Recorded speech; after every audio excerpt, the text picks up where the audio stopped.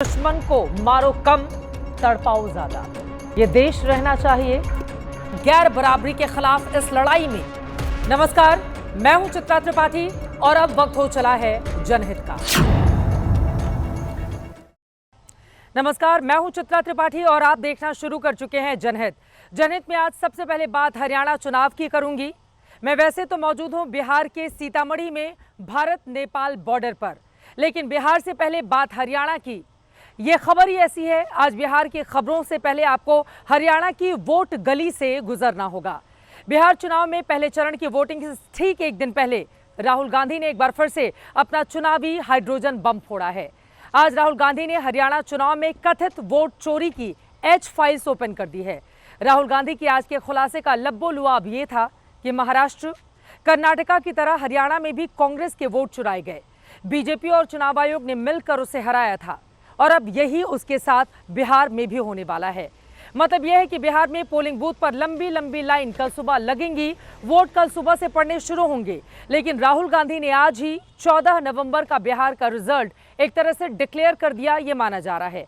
लगे हाथ एक बार फिर से जेन ज़ी का नाम लेकर पुकार भी लगा दी कि अब हमारे समझाने से तो ये देश समझने से रहा, अब तुम ही कर सकते हो तो बिहार में कोई क्रांति कर दो। राहुल गांधी ने जो खुलासे किए, जो आरोप लगाए और इन पर जो जवाब उन्हें चुनाव आयोग और बीजेपी से मिले, इसके बाद इस खबर में 5 सवाल खड़े हो रहे हैं। पहला, राहुल के हाइड्रोजन बम में क्या वाकई कोई दम है?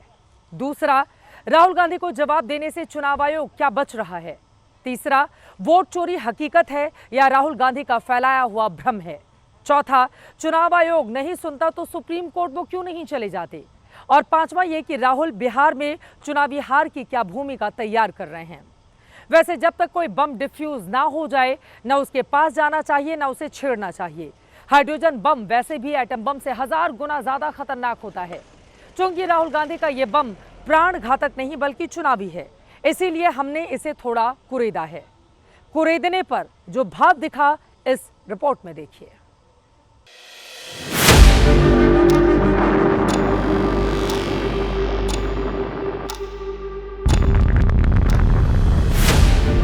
दुनिया में 4 ही देशों ने हाइड्रोजन बम टेस्ट किया।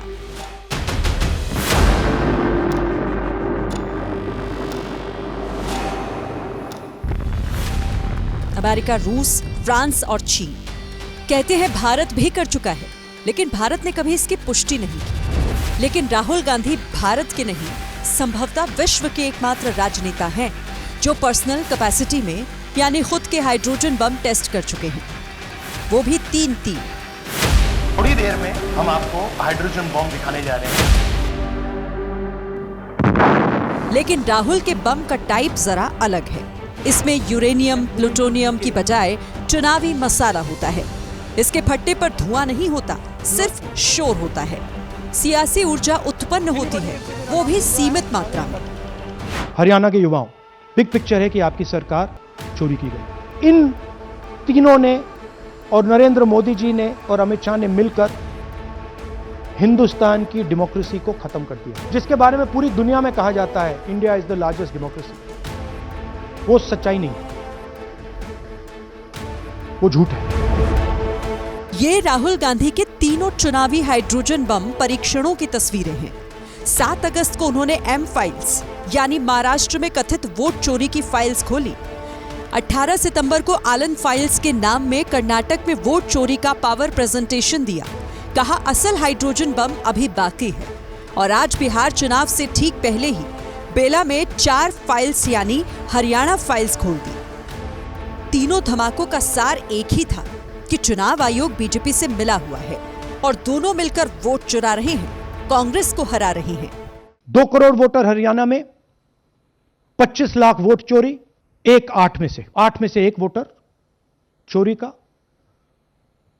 12.5% वोट चोरी थी हरियाणा में। राहुल ने कहा कि हरियाणा के एग्जिट पोल में कांग्रेस जीत रही थी। वोट चोरी ना होते तो चुनाव भी जीतती। रिजल्ट से 2 दिन पहले का सीएम नायब सैनी का बयान भी सुनवाया कि व्यवस्था का मतलब क्या है। भारतीय जनता पार्टी एक तरफा सरकार बना रही है। हमारे पास सारी व्यवस्थाएं हैं, आप चिंता मत करिए। अब ये देखिए मुस्कुरा रहे हैं, सारे एग्जिट पोल्स कह रहे हैं कि भाई आप चुनाव जीत रहे हो, सारे ओपिनियन पोल्स कह रहे हैं कि चुनाव जीत रहे हो। ये मुस्कुरा के कह रहे हैं भैया हमारे पास व्यवस्था है। कौन सी व्यवस्था? सरस्वती। हरियाणा में वोट चोरी के सैंपल देकर राहुल बिहार पर आए, कहा बिहार में भी कांग्रेस से खेल होना तय है।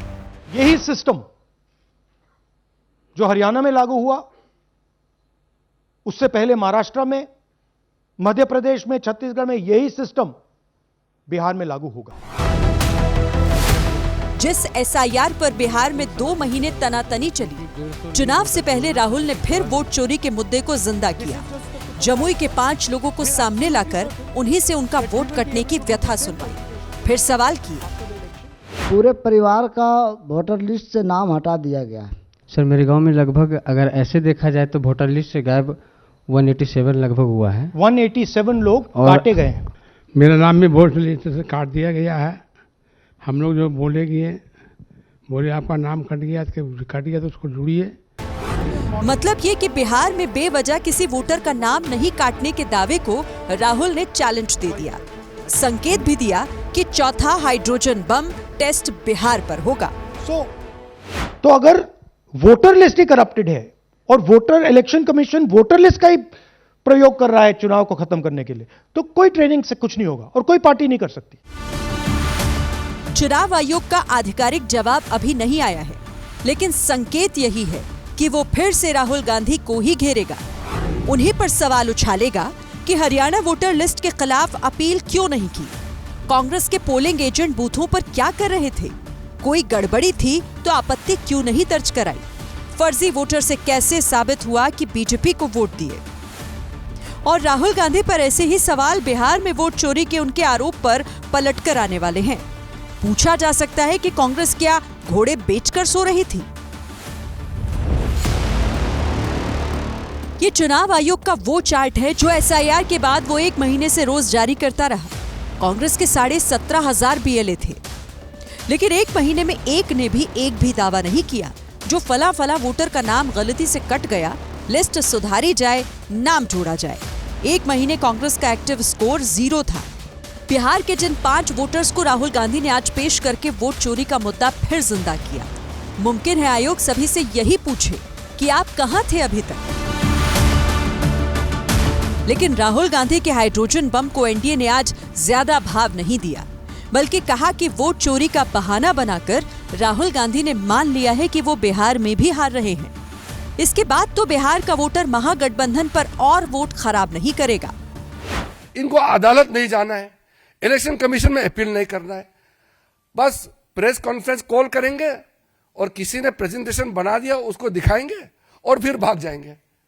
क्या लोकतंत्र ऐसे चलेगा क्या? एक और बात, राहुल गांधी से आज फिर पूछा गया कि सुप्रीम कोर्ट वो क्यों नहीं जाते। वो आज भी जवाब टाल गए। पिछली बार बोल बैठे थे कि मेरा काम लोकतंत्र बचाना नहीं, बतंगड़ बन गया था। राहुल गांधी ने अभी से ही मान लिया है कि बिहार चुनाव में कांग्रेस की लुटिया डूबने वाली है। चुनाव बिहार में हो रहे हैं और राहुल गांधी दिल्ली में फर्जी प्रेस कॉन्फ्रेंस कर रहे हैं। चुनाव बिहार में हो रहे हैं और राहुल गांधी बातें कर रहे हैं हरियाणा की, क्योंकि उनको पता चल गया है कि बिहार में महागठबंधन हार रहा है और इसलिए वो अभी से ही बहाना ढूंढने में लग गए हैं। पहले वे हार का ठिकरा ईवीएम पर फोड़ते थे, लेकिन जब वे अपने फर्जी दावे को सिद्ध नहीं कर पाए और ईवीएम को सुप्रीम कोर्ट से क्लीन चिट मिल गई, अब वे एसआईआर के सवाल को उठाने लगे हैं। वैसे तो राहुल गांधी के आरोपों का क्रॉस एग्जामिन करके चुनाव आयोग जवाब देगा। राहुल गांधी ने आज के प्रेजेंटेशन में एक मॉडल की तस्वीर भी देश के सामने रखी और आरोप लगा दिया कि इस मॉडल की एक ही फोटो के साथ दर्जनों अलग अलग महिलाओं के नाम वोटर लिस्ट में दर्ज हैं। राहुल ने दावा किया कि हरियाणा में इस मॉडल के वोटर कार्ड पर 22 बार अलग अलग जगह वोट डाले गए। हमने पता लगाने की कोशिश की है कि आखिर ये मॉडल कौन है और ये मॉडल ब्राजील से हरियाणा कैसे पहुंची। अब मैं आपसे पूछना चाहता हूं और हरियाणा के युवाओं से पूछना चाहता हूं, हरियाणा की जनता से पूछना चाहता हूं कि ये कौन है, कि ये कौन है, कि ये कौन है। बड़ी सी स्क्रीन पर तस्वीर दिखाकर राहुल गांधी ने सवाल किया ये कौन है? वोटर लिस्ट विवाद में राहुल गांधी ने जिस चेहरे को अपना सियासी मोहरा बनाया है, उनकी रिसर्च के मुताबिक ये ब्राजील की मॉडल है।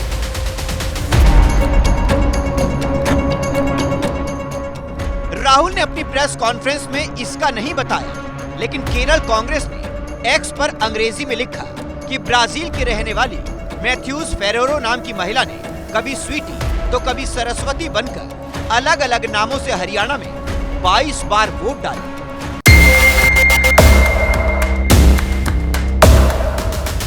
अब हमने जब मैथ्यूज फेरेरो की पड़ताल शुरू की तो नतीजा कुछ और निकला। असल में मैथ्यूज ब्राजील के एक फोटोग्राफर हैं, जिन्होंने अपने अनस्प्लैक्स और पिक्सेल्स के पोर्टफोलियो में इस मॉडल की तस्वीरें शेयर कर रखी हैं। हमने जब मैथ्यूज का एल्बम खंगाला तो इस मॉडल की 3 अलग अलग तस्वीरें अलग अलग पोज में दिखाई दी। हालांकि कहीं भी इस मॉडल का नाम नहीं लिखा हुआ मिला।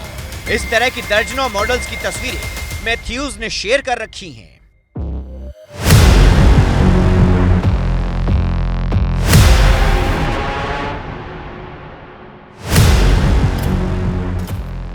जिस तस्वीर को राहुल गांधी ने अपनी प्रेस कॉन्फ्रेंस में पेश किया, उस तस्वीर को मैथ्यूज ने दोनों अलग अलग साइट्स पर अलग अलग तारीख को पोस्ट किया है। 27 फरवरी 2019 को ये तस्वीर पिक्सेल्स पर अपलोड की गई थी। इस तस्वीर को यहां अब तक 5 मिलियन से ज्यादा लोग देख चुके हैं। इसी तस्वीर को मैथ्यूज ने अनस्प्लैश पर 2 मार्च 2017 को पोस्ट किया था। इसे भी करोड़ों लोग अब तक देख चुके हैं।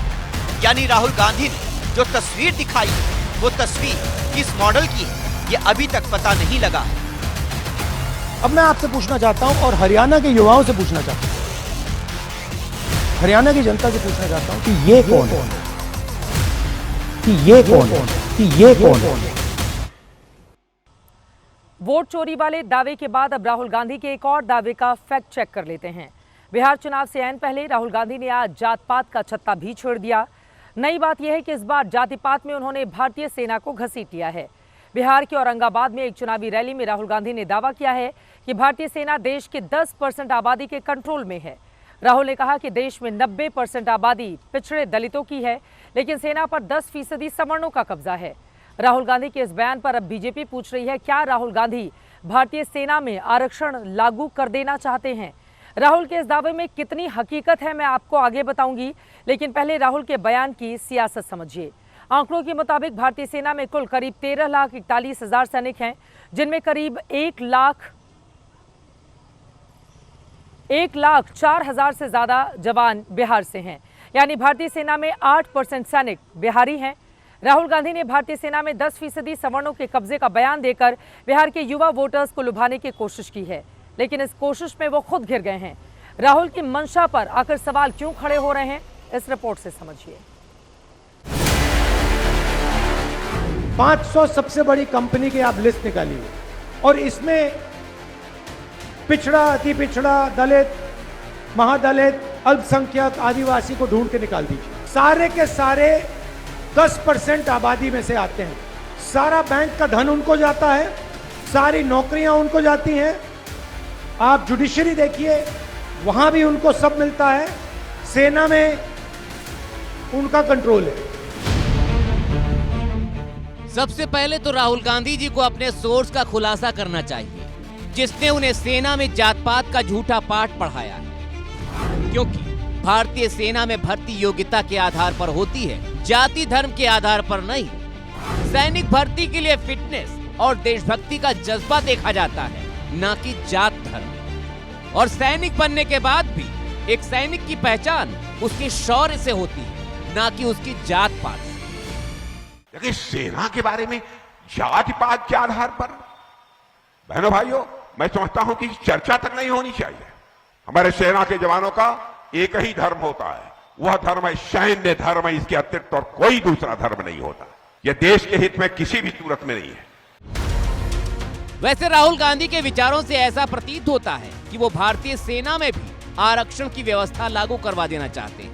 उनके ऐसे विचारों से अंग्रेजों के जमाने की बू आती है। क्योंकि 1857 के विद्रोह के बाद अंग्रेजों ने भारतीय सेना में जाति और क्षेत्र के आधार पर भर्ती की थी, ताकि सैनिकों को जात पात के आधार पर बांटकर अपनी सत्ता कायम रखी जा सके।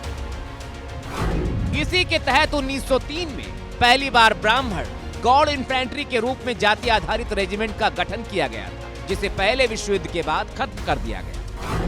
दूसरी जाति आधारित रेजिमेंट चमार रेजिमेंट दूसरे विश्व युद्ध के बाद बनाई गई थी, जो 1946 में भंग कर दी गई। साल 1941 में लिंगायत बटालियन का भी गठन किया गया था, जिसे भी आजादी के बाद भंग कर दिया गया था। आजाद भारत में जाति आधारित भर्तियों और बटालियन का दौर खत्म हो गया। बीजेपी कह रही कि राहुल गांधी उस दौर को अब वापस लाना चाहते हैं।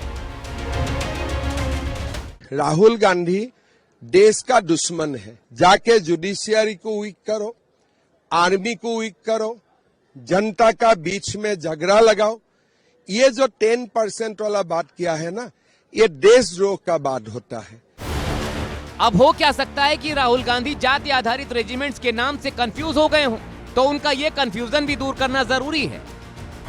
ये सही है कि भारतीय सेना में जाति और क्षेत्र आधारित 26 रेजिमेंट हैं, लेकिन आजादी के बाद से भारतीय सेना ने जाति या समुदाय के आधार पर कोई नई रेजिमेंट नहीं बनाई। लेकिन ऐसा भी नहीं है कि किसी विशेष जाति के लोग ही एक जाति के रेजिमेंट में जा सकते हैं।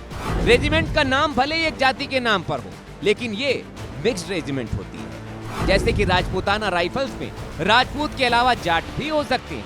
राजपूत रेजिमेंट में राजपूत के अलावा गुर्जर और मुस्लिम भी भर्ती हो सकते हैं।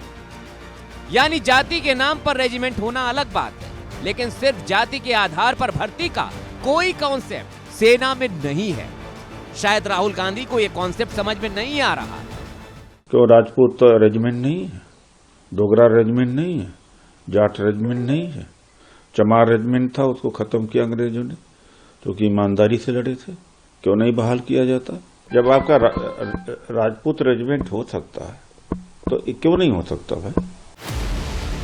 वैसे राहुल गांधी को सेना में जाति आरक्षण का आइडिया काफी देर से आया है। असल में उन्होंने ये आइडिया अपने साथियों से ही चुराया है।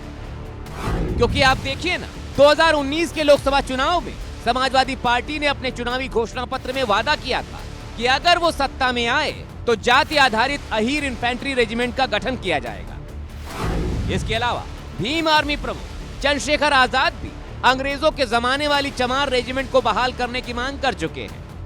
और अब राहुल गांधी चाहते हैं कि पूरी की पूरी आर्मी में ही जाति आधारित आरक्षण लागू हो जाए, जिसको लेकर एक ही सवाल जहन में आता है, आर यू सीरियस राहुल? मेरे भाई ने ऐसा कुछ नहीं कहा जिससे सेना का अपमान हो। ऐसा कुछ नहीं कहा और ना कभी कहेंगे। ठीक है, क्योंकि सबसे ज्यादा जो सेना के लिए अच्छाई चाहते हैं, जो इस देश के भक्त हैं, वो मेरे भाई हैं। मुद्दों और विवादों की राजनीति आपने देख ली है, तो अब आगे बढ़ते हुए हम आते हैं बिहार चुनाव की वोट नीति पर। बिहार में कल 18 जिलों की 121 सीटों पर वोट डाले जाएंगे। मतदान की तैयारियां करीब करीब पूरी हो चुकी हैं। चुनाव अधिकारी इलेक्ट्रॉनिक वोटिंग मशीनों और अपने दल बल के साथ पोलिंग बूथ पर पहुंच चुके हैं। अब से सिर्फ 10 घंटे के बाद बिहार में पहले चरण का मतदान शुरू हो जाएगा। कल एक तरफ जहां 121 सीटों पर वोटिंग हो रही होगी, वहीं दूसरी तरफ प्रधानमंत्री नरेंद्र मोदी, गृह मंत्री अमित शाह, रक्षा मंत्री राजनाथ सिंह, सड़क परिवहन मंत्री नितिन गडकरी समेत कई केंद्रीय मंत्री और कई राज्यों के मुख्यमंत्री दूसरे चरण की 122 सीटों के प्रचार में पूरा जोर लगाएंगे। सुरक्षा बलों की निगहबानी पैनी है। कार हो या ऑटो या फिर बाइक, सड़क से गुजरने वाले हर वाहन की तलाशी चौकस हो रही है। तस्वीर सीतामढ़ी की है, जहां खोजी कुत्तों के साथ तलाशी अभियान चल रहा है। बाइकों की डिग्गी खोलकर भी खोजबीन हो रही है। क्योंकि बिहार में शराबबंदी है, ऐसे में डॉग स्क्वाड के साथ उत्पाद विभाग की टीम शराब तस्करी पर अंकुश लगाने में जुटी है। पहले चरण के चुनाव में सुरक्षा के इंतजाम पुख्ता है, ताकि कहीं कोई हिंसा की वारदात न हो सके, कोई लोकतंत्र के पर्व में खलल न डाल सके। सूबे के डीजीपी ने ऐसी मंशा रखने वालों को मतदान की पूर्व संध्या पर कड़ी चेतावनी दी है। कल चप्पे चप्पे पर पुलिस की नजर रहेगी और यदि हिंसा की कोई भी कोशिश कोई करेगा तो काफी महंगा पड़ेगा।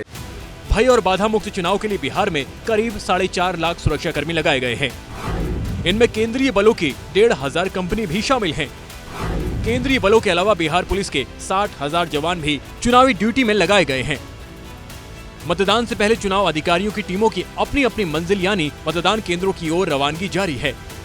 तस्वीर राजेंद्र कॉलेज छपरा की है, जहां से ईवीएम लेकर मतदान कर्मियों का दस्ता मांझी विधानसभा इलाके की ओर कूच किया। और अब जुबानी जंग पर आते हैं। केंद्रीय मंत्री और जेडीयू के दिग्गज नेता ललन सिंह के एक वायरल बयान पर घमासान तेज हो चला है।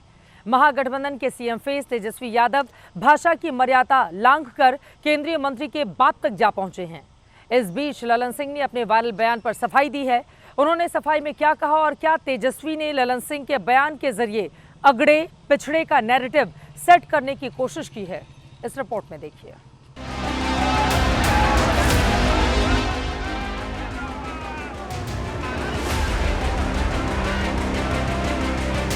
पहले अनंत सिंह एपिसोड ने बिहार में चुनाव के तमाम मुद्दों को हाईजैक कर लिया और अब अनंत सिंह के लिए मोर्चा संभालने वाले केंद्रीय मंत्री ललन सिंह के एक बयान ने बिहार चुनाव का पारा हाई कर रखा है। एक आदमी नेता है तो चुनाव के दिन उनका घर से निकले मत ही हो,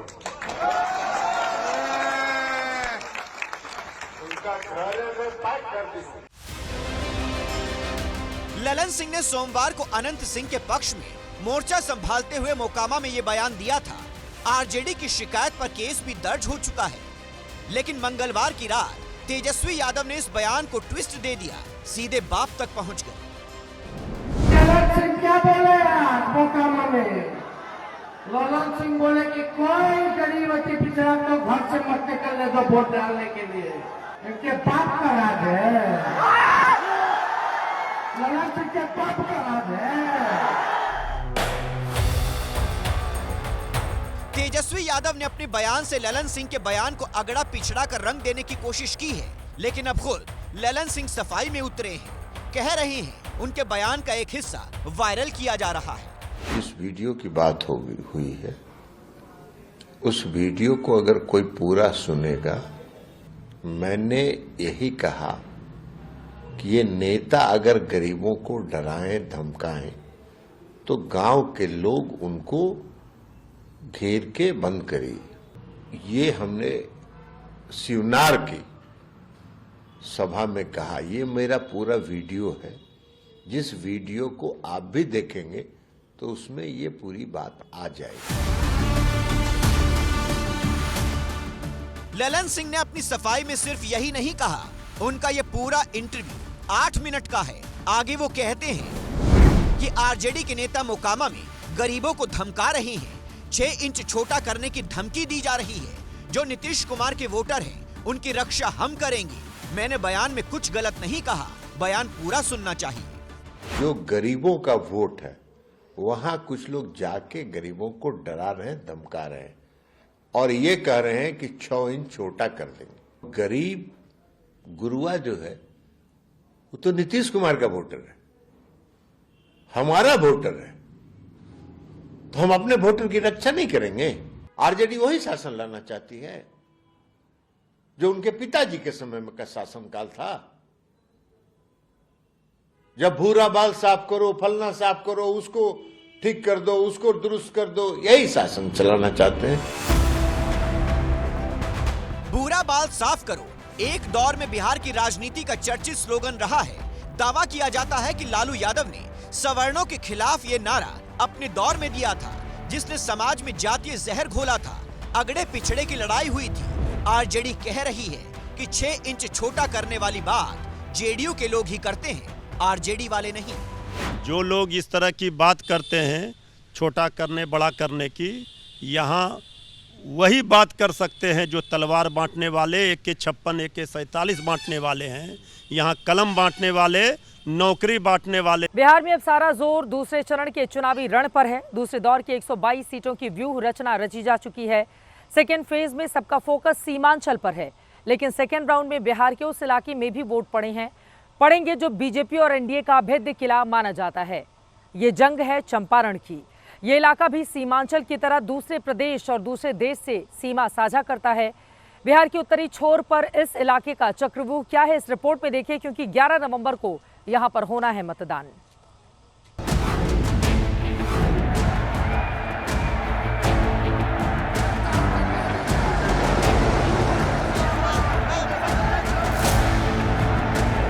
ये जो आपकी धरती है, इस पर पूरे देश को गर्व है। हमारा जो स्वतंत्रता का आंदोलन है, महात्मा गांधी जी ने शुरू किया। बटन तो यहाँ चंपारण में दबे, करंट इटली में जाकर लगे, इटली में जाकर।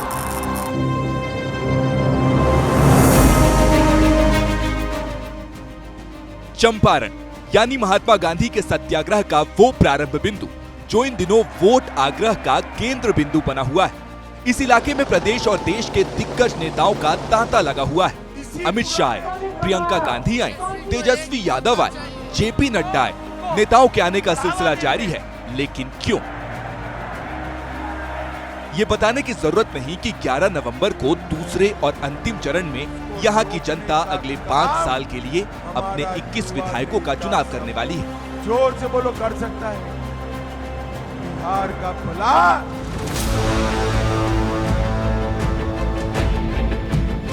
बिहार के उत्तरी हिस्से के इस भौगोलिक इलाके को देश दुनिया राजनीतिक और प्रशासनिक रूप से 2 जिलों पूर्वी और पश्चिम चंपारण के रूप में जानती है।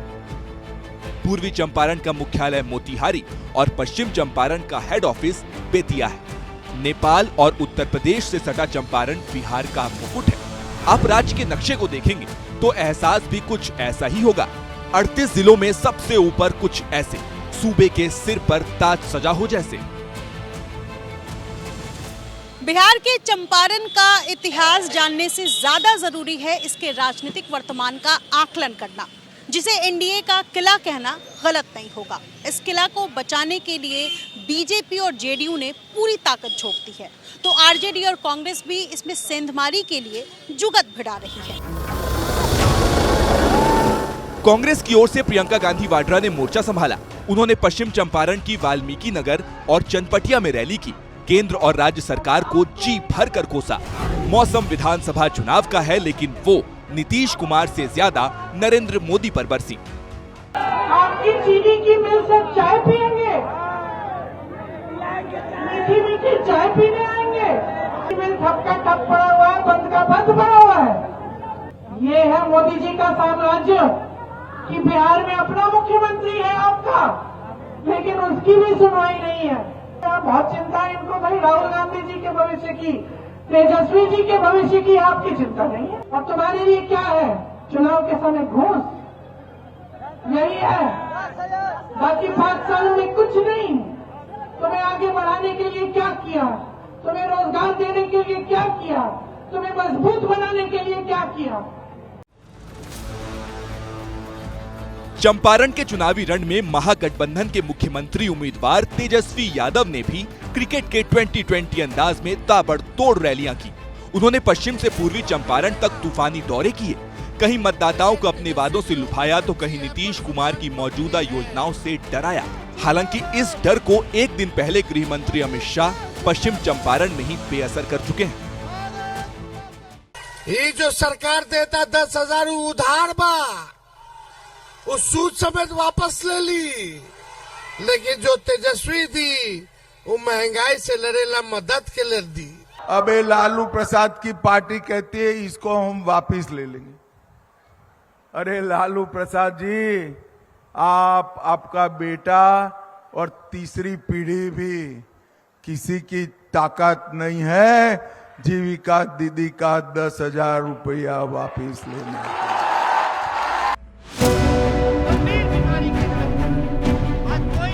पूर्वी चंपारण के मधुबन में बीजेपी अध्यक्ष जेपी नड्डा ने भी एक बार फिर एनडीए सरकार के लिए माहौल बनाया।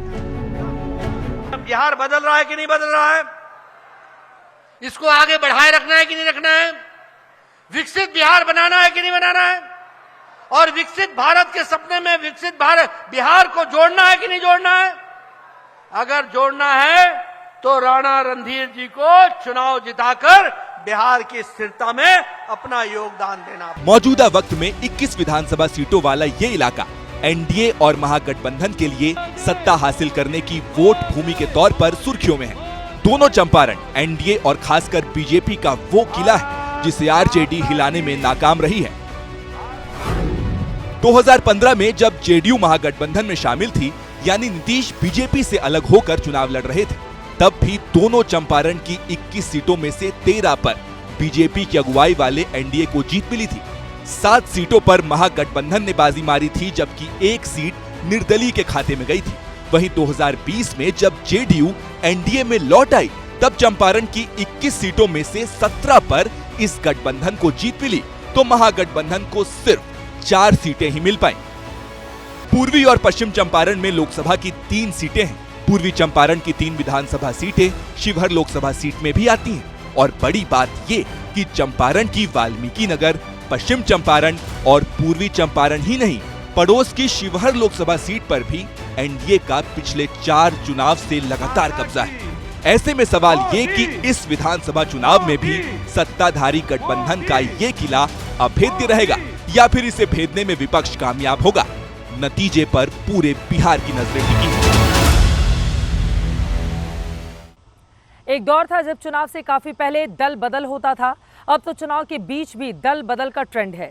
प्रशांत किशोर की जनसुराज पार्टी वोटिंग से पहले ही मुंगेर सीट हार गई। ये ऐसे हुआ कि मुंगेर में जो उसके उम्मीदवार संजय सिंह थे, वो बीजेपी में आज शामिल हो गए। इसी के साथ प्रशांत किशोर ने अपनों से धोखा खाने की हैट्रिक बना ली है। संजय जनसुराज के तीसरे कैंडिडेट हैं जिन्होंने टिकट लेने के बाद पाला बदला है।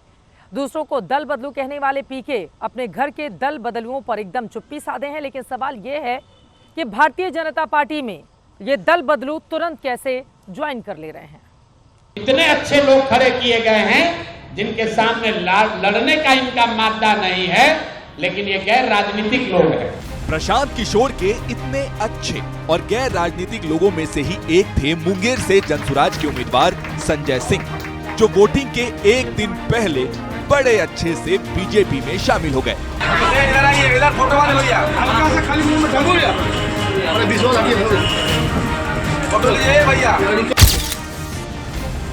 कैमरों के सामने बीजेपी की जलेबी खाने की एक्टिंग करने वाले ये भाई साहब कल तक एनडीए के जिस प्रत्याशी के खिलाफ ताल ठोक रहे थे, आज उसी को जिताने के लिए जी जान लड़ा देने का जज्बा दिखा रहे हैं। जिंदाबाद जिंदाबाद जिंदाबाद, नरेंद्र मोदी जिंदाबाद जिंदाबाद जिंदाबाद। समय के हालात को देखते हुए, आज का जो राजनीति है, आज का जो परिस्थितियाँ हैं, उसको देखते हुए मैंने एनडीए के प्रत्याशी के पक्ष में मैं अपना समर्थन दिया हूँ और इनके जिताने के लिए जी तोड़ प्रयास करने का मैं प्रयास करूँगा और इनकी जीत भारी मतों से होगी। वैसे जनसुराज के संजय कुमार को अचानक से बीजेपी में शामिल होने का ख्याल कैसे आ गया, ये भी शोध का विषय है। क्योंकि हलफनामे के मुताबिक मुंगेर से बीजेपी कैंडिडेट प्रणय कुमार बिहार चुनाव के सबसे अमीर उम्मीदवारों की लिस्ट में शामिल हैं। उन्होंने अपनी कुल संपत्ति करीब 177 करोड़ रुपए घोषित की है। अब सवाल पूछा जा रहा है कि जनसुराज के संजय कुमार पीएम मोदी से ज्यादा प्रभावित हुए या बीजेपी कैंडिडेट प्रणय कुमार से? जब जागो तभी सवेरा।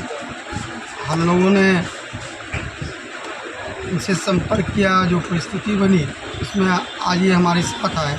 कल मतदान होना है, लेकिन मुंगेर की सीट तो पीके वोटिंग से पहले ही हार गए हैं। वैसे संजय कुमार पहले नहीं है जिन्होंने पीके को धोखा दिया है। अक्टूबर में भी जनसुराज के 3 उम्मीदवारों ने नाम वापस ले लिए थे, जो दानापुर, ब्रह्मपुर और गोपालगंज से जनसुराज कैंडिडेट थे। लेकिन अपने दल बदलू नेताओं पर प्रशांत किशोर का गुस्सा होना बनता नहीं है, क्योंकि उनके उम्मीदवारों की लिस्ट में खुद दल बदलू नेताओं का फुल दबदबा है। प्रशांत किशोर ने अपनी पहली लिस्ट में 16 और दूसरी लिस्ट में 17 टिकट दूसरे दलों से आए नेताओं को दिए हैं, यानी 33 टिकट दल बदलू नेताओं को जनसुराज ने दिए हैं। और अब जब खुद उनकी पार्टी के कैंडिडेट ही दल बदलू हो रहे हैं, तो प्रशांत किशोर का एक चुनावी बयान तोड़ मरोड़ कर वायरल हो रहा है। यहाँ के नागरिकों का, यहाँ के मतदाताओं का सम्मान करते हुए उनसे एक ही आग्रह करूंगा, जिसको जिताना है जिता दो। और अब बात लालू प्रसाद यादव की, जो बिहार के पूरे प्रचार से गायब रहे, फिर अचानक कल और परसों 2 दिन प्रचार में दिखे, लेकिन वोटिंग से पहले फिर से वो गायब कर दिए गए। ये बात मैं इसलिए कह रही हूं क्योंकि अचानक आरजेडी दफ्तर से ही लालू यादव का पोस्टर गायब हो गया है। जिन लालू ने 15 साल बिहार पर राज किया, पूरे 2694 दिन मुख्यमंत्री रहे, उन्हें आरजेडी ने अचानक गायब क्यों कर दिया? इसके पीछे की वजह क्या है? राज है या राजनीति? देखिए।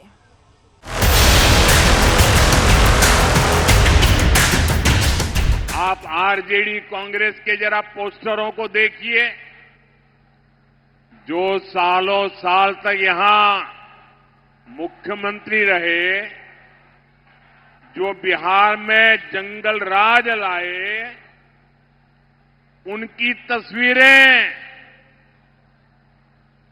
पोस्टरों में या तो गायब है या तो एक कोने में छोटी सी तस्वीर रखिए, दूरबीन से भी दिखती नहीं है। बिहार चुनाव अपने पहले पड़ाव पर आ गया है, लेकिन आरजेडी दफ्तर से लेकर बिहार के चुनावी मैदानों पर पोस्टर बॉय तेजस्वी यादव ही दिखाई दे रहे हैं, जिससे सवाल उठ रहा है कि लालू यादव आखिर कहां हैं? इन पोस्टरों पर गौर कीजिए। आरजेडी मुख्यालय के बाहर लगे इन पोस्टरों में चुनावी वादे हैं, बिहार की पूर्व मुख्यमंत्री राबड़ी देवी हैं, लेकिन बस एक तस्वीर नहीं है, तो वो है लालू यादव की। जो आरजेडी का प्रदेश कार्यालय है, आरजेडी का जो प्रदेश कार्यालय है, यानी कि राष्ट्रीय जनता दल का प्रदेश कार्यालय, और यहाँ पर अगर आपको जो है पोस्टर, होर्डिंग और बैनर्स दिखाएं तो तेजस्वी यादव का ये जो है होर्डिंग पिछले कुछ दिनों पहले लग गया था, बिहार का नायक करके। देखिए यहाँ पर राबड़ी देवी की तस्वीर नजर आती है मुख्य द्वार पर ही, लेकिन दूसरी तरफ ये खाली है। लेकिन इस सब के बीच में जो एनडीए के नेता हैं, प्रधानमंत्री हैं, एनडीए के तमाम अन्य नेता हैं, वो इस बात का जिक्र कर रहे हैं कि तेजस्वी यादव ने लालू प्रसाद यादव की तस्वीर ही चुनाव से गायब कर दी है। प्रधानमंत्री नरेंद्र मोदी भी अक्सर चुनावी रैलियों में आरजेडी को इस वजह से सबसे ज्यादा घेरते दिखे हैं। ये छुपा छुपाई क्यों हो रही है? अरे अपने पिता का नाम बोलने में, छुपाने में शर्म क्यों आ रही है? वो कौन सा पाप है जिसको आरजेडी वालों को बिहार के नौजवानों से छुपाना पड़ रहा है? जंगल राज का वो दौर आज भी बिहार चुनाव में बड़ा मुद्दा है। ऐसे में तेजस्वी यादव को इस मुद्दे की काट निकाल पाना आसान नहीं है, ये पब्लिक है, सब जानती है। और अब आज का जनहित मंत्र। उधार कभी धन का नहीं होता, उधार तो सिर्फ भरोसे का होता है। जब भरोसा वापस नहीं लौटता तो सब कुछ डूब जाता है। इसी के साथ जनहित में मुझे दीजिए इजाजत।